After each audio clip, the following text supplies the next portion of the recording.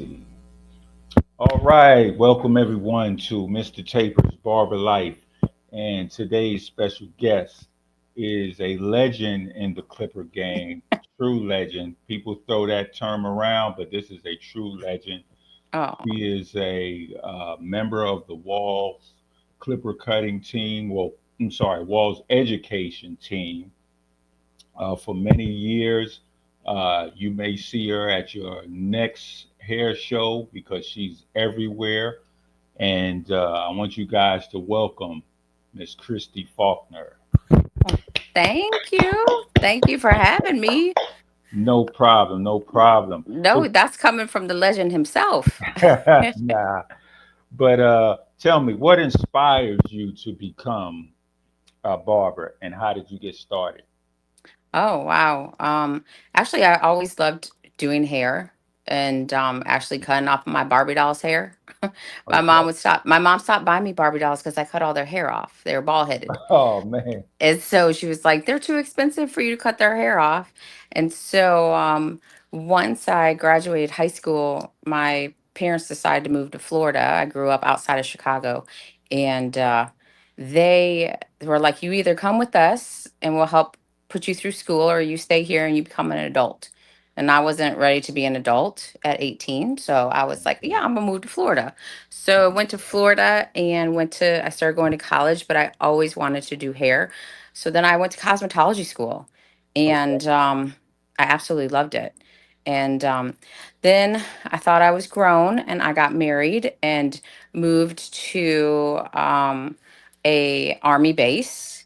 Okay. And once I got to the army base, then I started working at a shop on base, and the rest is history. So I Hmm. didn't really know any better. I had my license, but I didn't realize that like once you got out of school, you either, you know, you went to like a salon or whatever. Hmm. And I was on the base, and the little lady, Miss Ann, told me she was a little Korean lady, and she told me I was going to cut hair. I was like, she says, I said, okay. So she Okay. gave me a designer and a peanut, a wall designer and a wall peanut. Hmm. And that was it. I started jacking them up, tearing them up. Like it was Oh man. really bad. Like, because in cosmetology school, I had never picked up a pair of clippers ever in my life. Right. Yeah, so that was new, so new to me. And so, but then once I really started cutting hair, I loved the speed of it. And, Hmm. and back then it was $4 a haircut, and I was making 40% of $4. Wow.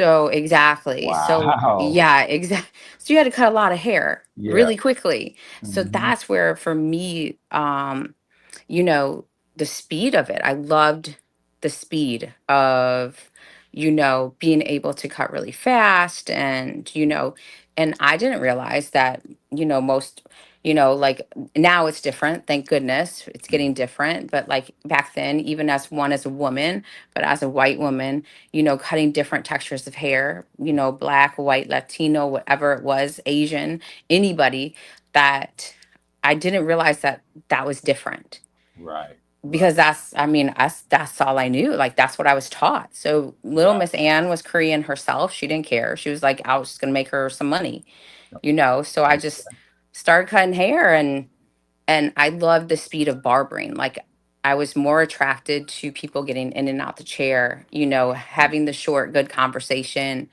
And that's where it all started for me. So Okay. then once I moved back to Florida and realized that there wasn't really any multicultural barbershops or anything like that out there, I was like, but I want to cut everybody's hair. I want to make everybody's money. Right. To me, it didn't matter. I just knew what I was doing. I needed to pay bills. I was ready to make some money. Okay. So I started at this one barbershop, and I went to so many different barbershops, and like nobody would hire. It was the craziest. It was like nobody would give me a Wow. chance. Nobody would give me a They chance. were And black or white barbershops or both. both, to be very honest with you. First, when I went to a black barber shop, I was like, oh, it's of course it's because I'm white. Hmm. Second, then I'd go to a white barber shop, and then I'd be like, damn, is it because I'm a woman? Mm. And so then I was like, okay, this is crazy. So Okay. I found this little barber shop like on the corner. The guy didn't, and and knowing this now, I didn't know it back then. He didn't have a license. Mm, It was a hood barbershop, okay. and they thought I was the police. Like they thought I was coming in there like undercover. I'm like, okay, if you got an undercover white girl coming to sting your shop and knows how to cut, good for the police department. Right. Right. So it took That's crazy. it was crazy. So then it was probably like a year or so, and I just saved all my money up. And finally, I was like, okay, I need somewhere legit. I've worked hard to get my license to be Right. professional. Wait, how And long between the time you got hired at the hood shop did they say, or did they feel comfortable like, okay, she's not the oh, cops? How long did it take? it probably was a good solid 6 months to a year. but Wow. but it really was when I had a few customers actually that are still my customers and good friends, Mhm. um finally started to let me cut their hair. And they were kind of like, yo, you got just give her a chance. She's legit. She's not here to bust anybody. She's Mm. just trying to pay her bills. She knows what she's doing. Okay. Then I got more respect. And people realized that, look, I was just a good person, just trying to make a living. Hmm. And then from there, then I was like, okay, I really need to do something in a more professional setting. The guy who hired me, I'm very grateful to him, because without him I probably wouldn't be where I'm at. But he gave me a chance. Right. But I knew that, you work hard for your license, you want to be in a good situation. Yeah. So Yeah. I got all my money together and really started the first multicultural barbershop in my area. Wow. And I've been very grateful that now I'm going on 32 years being licensed. Wow. In the same location? Really, yeah, in the same, like not in the same shop, but in the same area. Okay. So like now I know I've been doing this a long time, because now I'm cutting little kids' hair of little kids I used to cut when they were little, their kids. Ah, So like now I know that I've been doing this a while, because right. like I'm literally on, second and third generations of families, fourth generation of family. Mm, That's when you wake up and are like, wow, I've been doing this a long time. right. Yeah. Right. Yeah. Okay. So tell me, because we are OGs in the game, Yes. and you said you used to charge, well, your shop used to charge $4 for a haircut. Yes. My shop back in the day, 1990, it was 5.25. Yeah. But with today's prices, it's like it just feels great to me to see where we've come. Yeah. Yeah, for Mm. sure. 100%.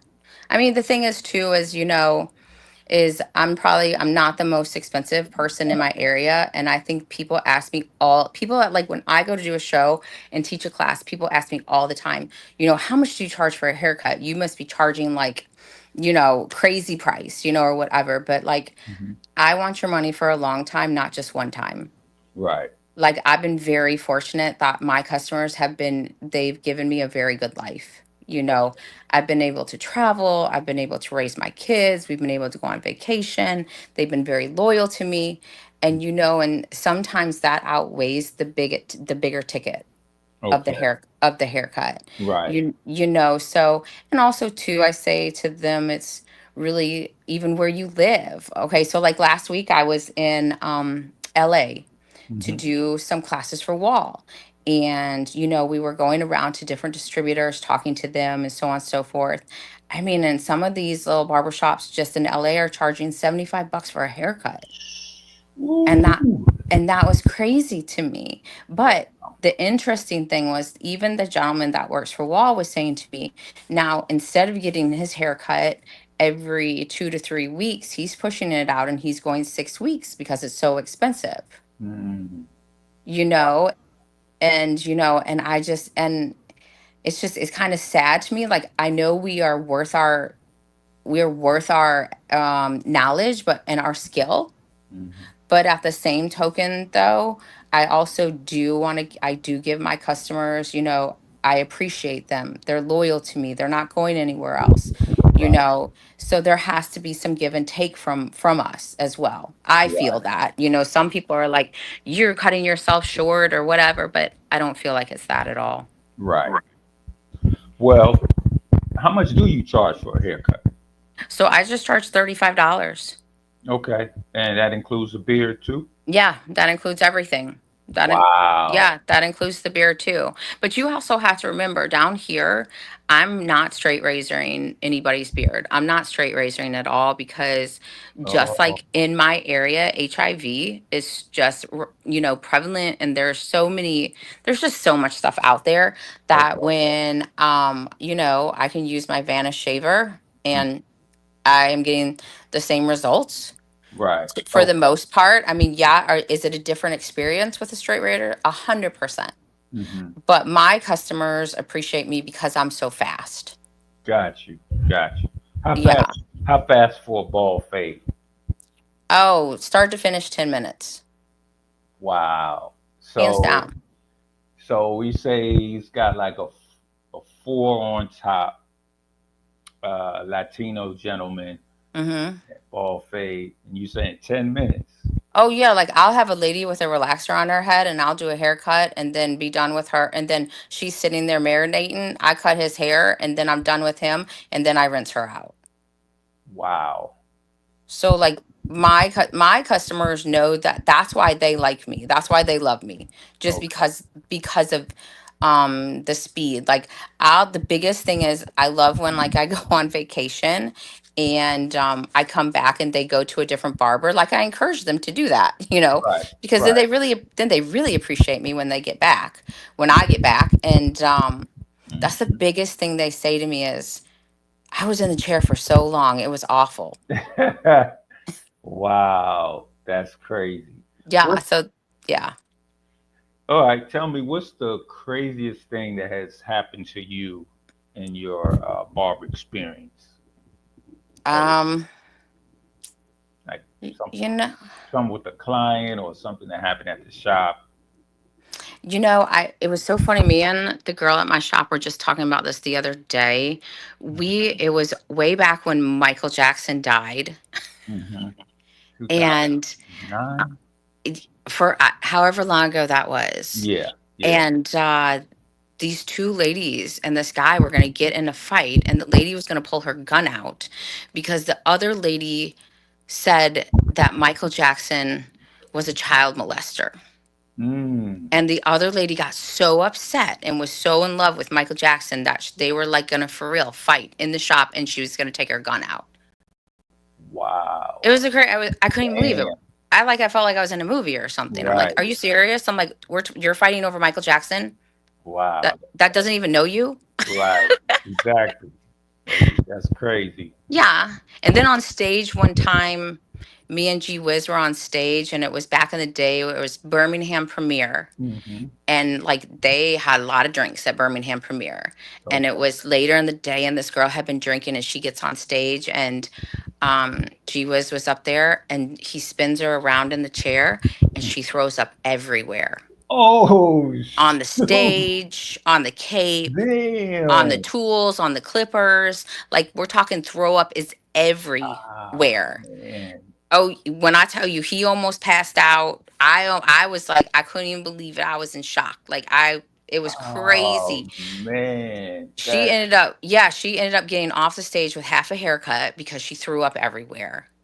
And that's like, yeah, crazy. that was pretty crazy too. So, Damn. Wow. yeah, it was Man, crazy. if that would have been filmed, that would have definitely went viral. Oh my gosh, 100%. When he spun that chair around and I was standing up there with him, and when she just like vomited everywhere and it was just everywhere, I was in shock, and I thought he was gonna throw up too because he's the biggest germaphobe. Okay. Oh, man. Damn. And we laughed, so after the fact we laughed really hard, but the point Wow. at that time we're in shock that she threw up everywhere. Okay. Yeah. Okay. Well, let's switch up and tell us on how you got started with wall clippers. Oh, that's probably the biggest question I get asked all the Okay. time. Okay. All the time. Very blessed. I was very fortunate. Went to all the hair shows because I love education. And Mhm. so I went to the hair shows to take classes, buy all my tools. And so I've always used wall clippers. And that is something that if anybody really knows me well, they know that. Like I've always used wall tools. So I was at the booth. I was actually at the Bronner Brothers hair show Okay. and I was buying some clippers. And back in the day, the gentleman, and I know you know of him, Isidore Adams. He Yeah. passed away a few years ago, but he said always would say to me, "Why are you at the Bronner Brothers show?" And I always would give him a hard time and say, "Why I don't get to come to the Bronner Brothers show because I'm a white girl." And he would laugh and he's like, "No," he's like, what are you doing?" I said, "I'm a barber." And he's like, "There's you're not a barber. You don't look like a barber." And I was Mm. just like, "Oh, I didn't know that a barber was supposed to look a certain way." So then I went ahead and just kept going and doing education. And he would always say to me, "I want you to go on stage and do a haircut because I don't think you're a barber." And so Oh, I and shoot. so I would just be like, "Okay." And so I say, "I'm going to go take a class and I'm going to be back," but I never come back because I was like, "I'm not going on stage. There's no way." And Okay. so it was probably about 5 years, and he kept asking me, and Wow. yes, and finally the girl that one of my dearest friends that works in the shop with me, she said, "Christy, I'm over it. Just get on stage and cut somebody's hair." And finally I did, and I've been with them ever since. Wow. Yeah. So So you're talking Warner Brothers when it yes. was like super packed. Yes, like one of the biggest crowds I think the wall stage has ever had because everybody was ready for me to jack them up real good. Hmm. Oh, wow. That's Yeah. crazy. Your first platform in front of all Yes. those people. Yes, and then they mic'd me up and I'm like I thought I was going to throw up. I couldn't even I was like, "Oh my, I can't even talk." I was like, Oh, "Mm-mm." man. But really once I started cutting then I relaxed. Once I Right, started, right. cutting then I was like, "Okay, in my comfort zone, I relaxed." And But people are asking you questions, right, while you're cutting. yeah, Okay. yeah. And so, and so I've been very blessed with them ever since. Like now it's different. We have actually right now we have our ambassador program that's opened up, Hmm. and basically that's how we find new talent with Wall. So we're always looking. You can go on the wallpro.com website and you can apply right there. But people ask me all the time, "How can I be on the Wall team?" And it's an honor. We're still owned by the Wall family. My boss is Lance Wall. Okay. We're still privately owned. We're not publicly traded. Okay. We're a close knit group, and a lot of people don't realize that. So, like, if you work for Wall, like, it's about Wall. Right. Right. You know, so Okay. Well, tell me, how does Wall stay connected with barbers and keep up with industry trends? it's been great because as of the last few years, we've had a few changes in lead of education, and Hmm. everybody has brought in different ideas. So we've really turned to a lot more social media to see, what people are doing, what they're wanting, what they want to see. Trying to just be more engaging. Myself, I guess I'm just so old school. Like, I still want to go to a show. I want to meet you in person. I want to talk to you. I want you to know that I'm a real person. I'm not some superstar barber, that I'm, a mom, a wife, Hmm. that I have daily struggles. I still work behind the chair. that I'm that this is me coming from the day at the shop. Like, I don't, I'm not putting any makeup on. I got my hair up. I'm just going to work. I'm going to Right. make some money. I'm going to grind. Right. So really I think, with Wall, we've done a few, like, different, we do different things, but they're looking for a lot of different types of people now, Hmm.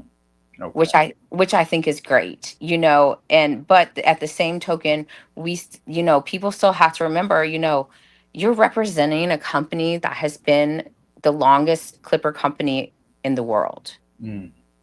We're Right. representing a company that's been in business from 1919. Right. We're over 100 years old, and we still take a lot of time to, you make sure we're coming out with good tools. Like I'm now very fortunate that I'm in the department that I do a lot of product testing.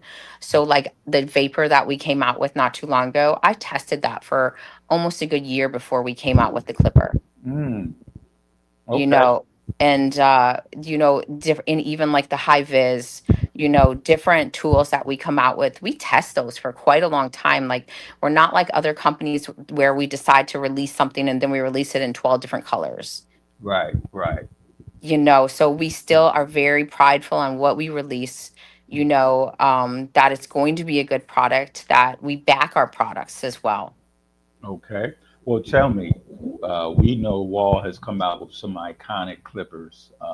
One of my first clippers that I really wanted as a young barber was the Wall Senior. Yes. And I remember how I felt when I got my first pair of seniors. Mm-hmm. And it was just a great feeling. But tell me, what are some of, can you give me four of your favorite Wall clippers of all time? Definitely the senior. Okay. 100%. I Cord, mean, I think cordless? cord and cordless, both actually. Okay. Um, Corded, we're talking the classic wall senior, the gray housing with the 21-degree bevel blade. Okay. So, like, people just don't realize, like, they see them, but that's why we have so many different clippers, because there's different blades and they're made for different things. There's just Right. not one blade made for every texture of hair. So, like, when you pigeonhole yourself into one little, group of people, then Hmm. maybe you only need one clipper. But Right. I want everybody's money. So, Right. our classic corded senior has a 21-degree bevel electromagnetic motor, very powerful, and so 7,200 hairs per second. It's just absolutely phenomenal, you know. But when we came out with our cordless, we came out with our 5-star senior cordless, which is a 13-degree surgical steel flat blade. That's a completely different blade. It's meant to go flat to the head, it's meant to really cut on the scalp, very tight fades. Hmm. So a 13-degree surgical steel flat blade, I'm not going to use like on my texture hair. Right. Even when the blade's open, you're still going to look bald headed. Mm. Right. Okay. So I mean, so it's like little things like that, like educating ourselves.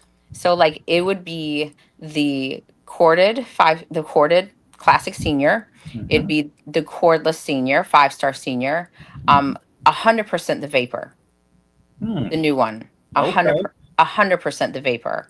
Okay. Um, I tested that and it's a beast. It blows everything out the water. Oh, I got to. Hey, I got to get one of those. Okay, yeah, you slipping. You're slipping. Okay. Yeah, you're slipping. Okay. Hey, I got to try that. Yeah, and so 100% the vapor. And I definitely would say the gold cordless magic clip. Ah, classic magic clip. Yeah, and and see, the thing is, this is the difference. Everybody always asks, what is the difference between the burgundy, the black, and the gold? The burgundy is our original. It's our standard. It's great to start with. I tell people, if you're in school, if you're getting out of school, so it's amazing to start with. But the faster you cut hair, we've realized that we just need a faster motor. That's all there is to Right. it. So we came out with our gold and our black cordless magic clip, which has the updated motor, but it also has an updated blade. So both of those Okay. blades have a gold coating on them, and it's called a DLC coating, a diamond-like carbon coating. And what that does is allows the blade to stay sharper 4 times longer than any other blade on the market. Oh, wow. So when I tested that blade, actually I didn't change that blade on that clipper the whole time I tested it, a year and a half. Wow. Yeah, Okay. and it did I not knew that. I didn't have any oxidation on the blade, even with my clinic clip. Hmm. It was amazing. So Okay. definitely. So that's the thing. The magic clip is the only clipper right now. We have something very exciting coming out very soon. Mm. Very exciting. Okay. Very soon. Okay. We're hoping by April, so keep your eyes open. Yes. Um, it is going to be a game changer as well. Okay. So that's why I try and educate people so much about the differences in the blades, is because, like, the Vapor has what's called our F32 blade, ball points at the end of the cutting blade, which allows for a smoother transition. But this blade goes completely to zero. So it is going to almost take the place, like, of a balding clipper or like your trimmer if you're doing a bald fade. Hmm. It's amazing. Hey, I got to get on it. I got to try those. Yeah. Okay. All right. Well, tell me what makes a great barber shop beyond just the haircuts? Oh, 100% the atmosphere. Okay. It's funny you asked me this because today one of my last clients said to me, I've been cutting his hair now only probably 2 or 3 years. Like, Mm-hmm. that's like a new client for me. Like, most of my clients are like 20 years plus. So, Wow. yeah. So he's like, Christy, I just want to tell Wait, you. wait, wait. You telling me most of your clients, not a few, most of them are 20 plus years. Oh, most definitely. I don't, Wow. yeah, I really, but I've slowed down some. I'm only in the shop 4 days a week. I'm not Okay. in there as much as I used to be. Okay. Um, I just a better quality of life. I'm just really trying to prioritize time. Okay. Um, but yeah, I would say a good percentage of my clientele have been with me that long. Like, Wow. So you can't take any new clients. no, I really don't take very many new clients. Like, it Okay. has to be like of one of my very good clients of their friend or so on and so forth. But Right. I really don't take new clients just because I don't have the availability for them. Right. Right. Yeah. Okay. Yeah. Okay. Yeah. Wow. Okay. Yeah. So, well, back to your question, he said to me, he said, Christy, he's like, before you, I went to this other barber shop. He said, when I walked in there, nobody even greeted me. Mm. He's like, nobody's even said hello, good morning, how are you? Anything. He Right. said, he said the atmosphere wasn't good. He's like, the haircut wasn't good. He Hmm. said, but he said, the conversation between amongst people was not good. There just has to be professionalism. Right. Right. I mean, I've even had to speak with a couple customers, hey, if you want to smoke weed, that's you, Right. you know, more power to you. But when you come into my shop, I don't want you to smell like it Right. because I don't know who else is in there. I mean, Right. I don't know who else might have a respiratory problem that you smell so bad that everyone is like gagging because you smell so bad. Right. Right. So I've had to have a few conversations with a few customers that I just told them, look, you either come in and don't do it or do it and change because I don't want to smell it and neither does anybody else. Right. Or Right. find a new barber. Mm-hmm. It's just that simple. It's Right. just that simple. But you Hey, know, hey, that you set the rules and they gotta follow it. You well, know. and also, and even to being on time, I'm always early to the shop. Like, I'm ready to go. Okay. I mean, I don't understand that. Like, I just don't understand, like, not being, you On know, not recognizing other people's time is valuable. right.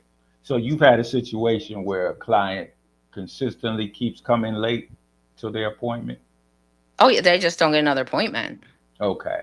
Okay. I So mean, you and that's and so then I'll say to them, I'm like, so how would you feel if I went ahead and double booked your appointment because you're always late, but when you got here, you need to wait, and then I'm going to just work you in? How about that? They mm, don't want to hear that. right. So Right. my time is just as valuable as your time, Right. and So it's a common courtesy. that's right. So how do you handle difficult clients? Ooh, How do you? well, that's a tough one, because you don't ever want to have to fire a client. Mm, But I think now I've gotten to the point in my career and my age that not everybody's money is good money, right. kind of like that. And Right. you're not going to come in and just do me any type of way. That's right. Like, I'd rather be broke Right. than that. I like life is too short, and I've had a lot of things happen in the last few years, and I just can't put up with that. Like, my happiness is so much more important. And so sometimes I'll just have to say, you know what, I'm just not the right one for you. At this time, what you're wanting, I just can't give you. And I'm more than happy. Here's a person that is wonderful. Go ahead and you know, here's their phone. This is their phone number. Look them up. I think they'd be a better fit for you. Right. So And have you had a client still say, "Nah, I want you"? oh, and sometimes, and I just say, I'm sorry, I'm slowing down. I can't, and I just can't do it anymore. Okay. So I try and be, let them down as nicely as I can, or Yeah. gentle as I can, because, I do appreciate them, but at the same token, I'm not going to go through that. I'm just Right. not going to do it. Yeah. Right. That's funny because I had a client just the other day. It's crazy. His wife found me on Google. Uh, Her husband wanted just a simple fade beard trim, and he wanted his beard colored. I took my time, okay, and it took me almost 2 hours. Wow. I did an excellent job. I'm gonna have to pat myself on the back. And I show him the mirror, and he goes, "I don't like it." He was like, "You took my beard line too far up under my chin," and I thought he was joking.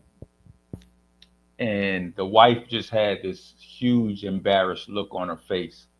So I told him, I was like, "You know what? It's on the house." Mm-hmm. And he's like, "Well, you did a great job with the cut. You just brought the line." I was like, "You know what? It's on the house." And the wife, she slid me $40 because she was like, "I'm So so embarrassed. sorry." Yeah, Mm-hmm. yes. But that was crazy. But anyway, what is your, do you think social media has helped or hurt the barbershop? That's I mean, you okay, so we took this amazing class. Wall gave us this amazing class on generational teaching, Hmm. and it taught me a lot. Um, you know, Generations are so different in thinking process, how they do things, how they go about things. You know, for my generation, your generation, we're just old school. It's the Right, personal, it's the conversation, right, um is being authentic, it's being the person that you are, is putting in hard work and work ethic. Not saying that other generations don't have that, but they have been brought up on social media and um so on and so forth, and I just feel like sometimes it gets lost and it's not authentic. right, So, and also, pictures can be distorted some, they can be yeah, photoshopped, they can be yeah, this and that, and you start to question yourself, am I that good? right, Nobody's haircut is that perfect. right. And if it is, then I have questions, Mhm, because I work with some of the most incredible barbers in the world. mhm. And I don't want you to be perfect. Like, that's how we learn. Like, Right, we learn by our mistakes. Like, that's how I learned to cut hair. right. And so social media, to me, I think it can spread some good stuff, but also I think it also hurts at the same time.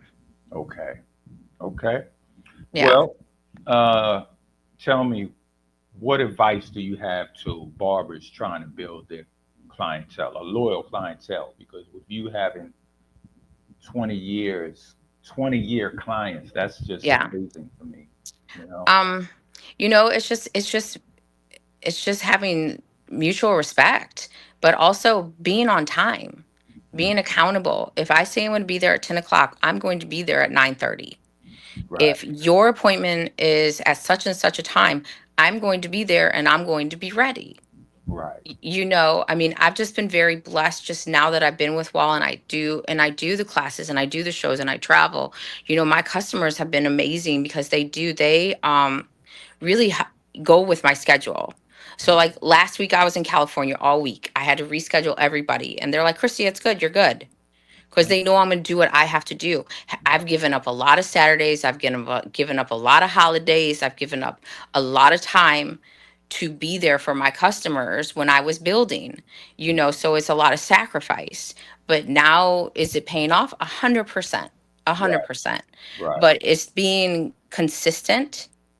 Um, it's being, having a good attitude, Hmm. being professional. I think those are some of the best things is, it's not going to happen overnight.